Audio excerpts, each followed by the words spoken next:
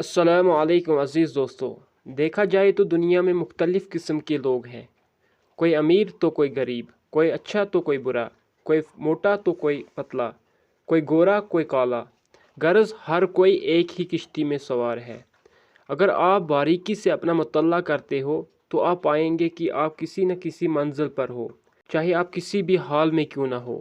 اگر آپ کو اپنے حالات بدلنے ہو تو اس سے پہلے آپ کو اپنی سوچ بدلنی ہوگی۔ سوچ سے زیادہ ہتھیاروں میں اور بڑا کوئی ہتھیار نہیں۔ مثال کے طور پر اگر آپ کسی اسٹیشن پر ہو، آپ اس اسٹیشن سے آگے بڑھنے کے بارے میں سوچیں گے ہی نہیں، تو کیا آپ کہیں پہنچیں گے؟ جی ہاں دوستو، کہیں نہیں۔ اس لیے کسی نے کیا خوب کہا ہے، منزل سے آگے بڑھ کر منزل تلاش کر، مل جائے تجھ کو دریا تو سمندر تلاش کر۔ مانا کی مشکل ہے سفر پر، اگر تو ہی رکا تو منزل پائے گا نہ۔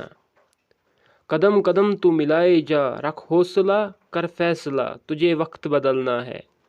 یہ ایک محض جذباتوں کی گیم نہیں ہے، اس میں کنونشن چاہیے، یقین چاہیے، پازیٹیوٹی چاہیے، برداشت چاہیے، صبر چاہیے، پیشن چاہیے، عشق چاہیے۔